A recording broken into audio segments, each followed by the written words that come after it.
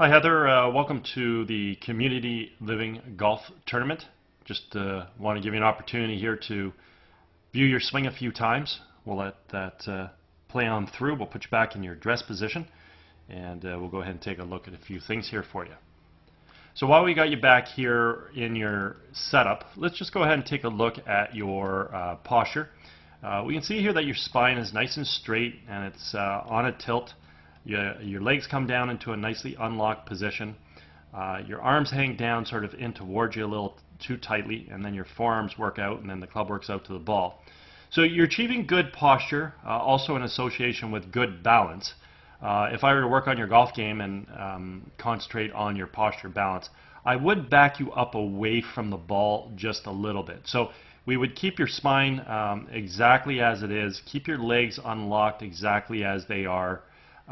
Get your arms to hang down and slightly out in front of you a little bit, and then let the club work out to the golf ball. So sort of taking you from this red position where your arms are a little jammed and you're just standing too close to the golf ball.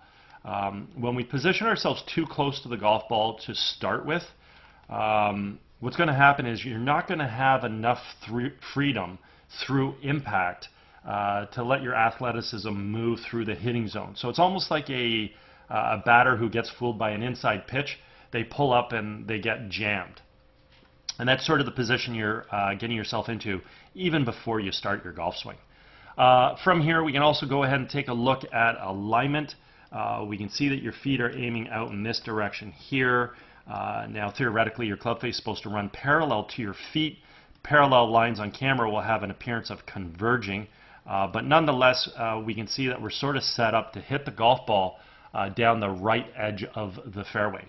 So we're going to have to see some form of a compensation to try and get that ball going back towards the center of the fairway. Let's go ahead and do a little split screen comparison here between you and Chella Choi. Now we've got some color-coded lines up here on the screen just as a reference point, so when we're dealing with swing plane, we understand where and how the golf club is supposed to be moving.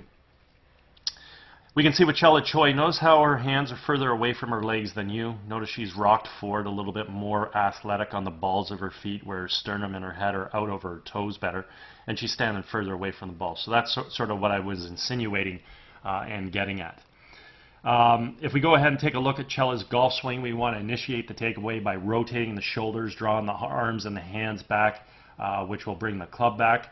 The club should travel back along the red line. That simply means the club is moving back on a proper swing plane.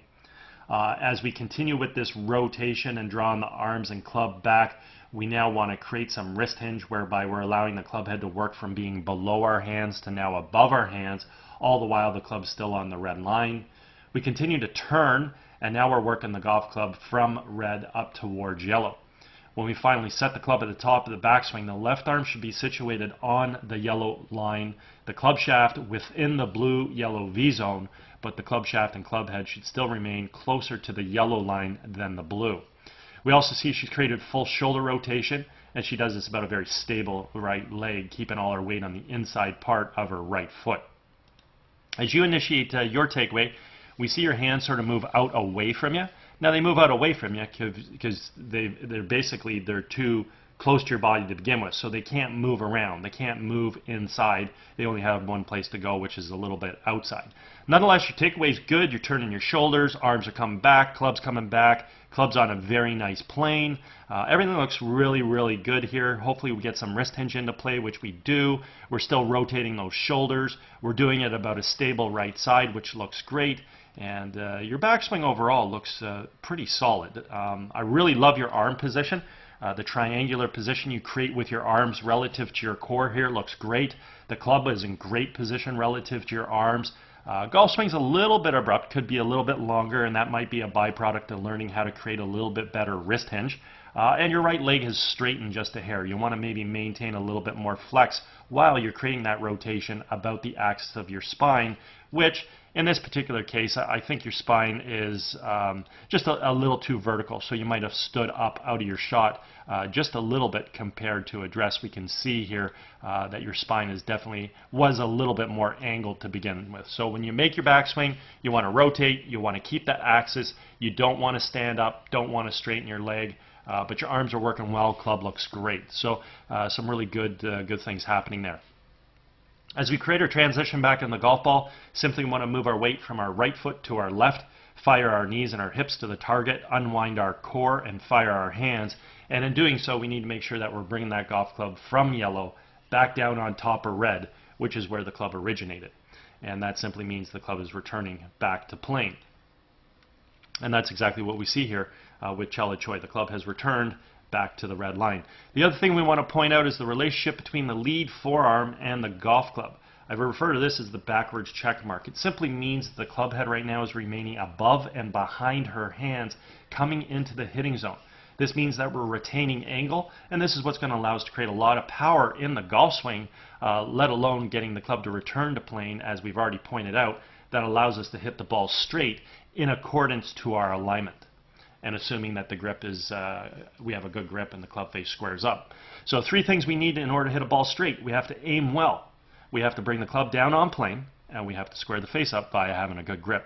If we go ahead and watch you initiate your transition back into the ball, excellent dropping of your hands and arms in the golf club. This looks superb. Excellent, excellent job.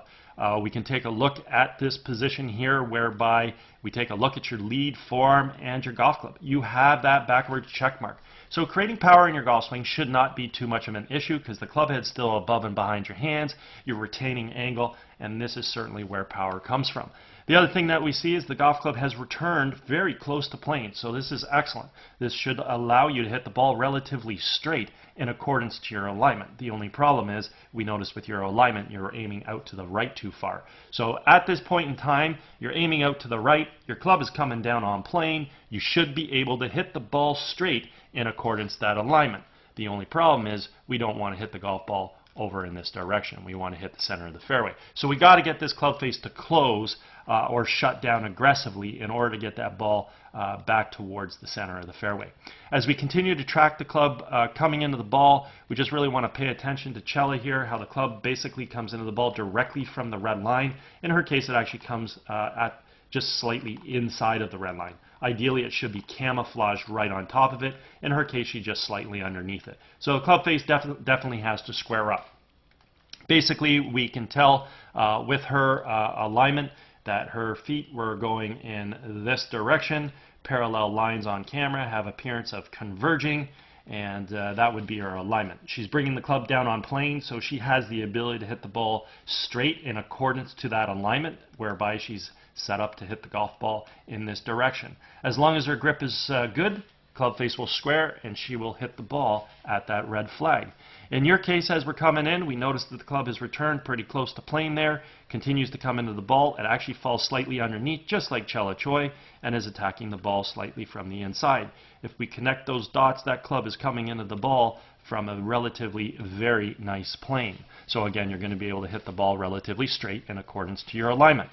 As we come to impact, we now know that this descending plane influences the swing path, so we can go ahead and take a look at the path. We can see with Chela Choi, her club is slightly inside the ball. It expands out to make contact, and again, as long as that grip is good, squares the face up, she will hit the ball straight in accordance to her alignment. We can see with you also, your club is slightly inside the ball. Fantastic. Club face has to square up now, and it does. And as we continue to move through, the club releases. We're moving the club through on a nice natural subtle arc as well. Club face is closing down and hopefully imparting a little bit of right to left spin on the ball. So when that ball heads out in the direction of where you're aimed, which we know is a little too far out to the right, that ball will get in the air and it will have the opportunity or ability, because it has right to left spin, to draw back on line. Only problem with you closing the club face a little too much is it's going to de-loft the club and our launch angle is going to be too low. At impact here, we see Chela Choi's right heel is off the ground. As we continue to move through that golf shot, that right heel needs to continue to move up off the ground, up onto the toe of the right foot. This allows the weight to displace onto the left side when we finish our golf swing. We should be able to count all the spikes in the right shoe. This allows the hips to square around and the shoulders to fully rotate, so we can clearly see she's up on the toe of her right foot. We can count all the spikes in the shoe. Her weight is on her left side. She's posted up on her left leg. Her hips are square to the target. Her shoulders are fully rotated. Her hands are high and her club is back in behind her. As you've struck the ball, your right heel has not come off the ground yet. So one of the things we want to do is learn how to create better footwork to impact and through impact. As we carry the golf swing through, we do see the heel come a little bit off. That allows you to carry your momentum through a little bit better, but do not be afraid to let that right heel fully come off the ground and up on the toe of your right foot, because the rest of your upper body is doing a relatively good job through to the finishing position. We see the ball headed out in the direction of where you're aimed. Again, the face probably shut down. Unfortunately, we've de-lofted the club. We're hitting it low. It probably has right to left spin. That ball will work back towards the center of the fairway, and you will not lose that golf ball out to the right.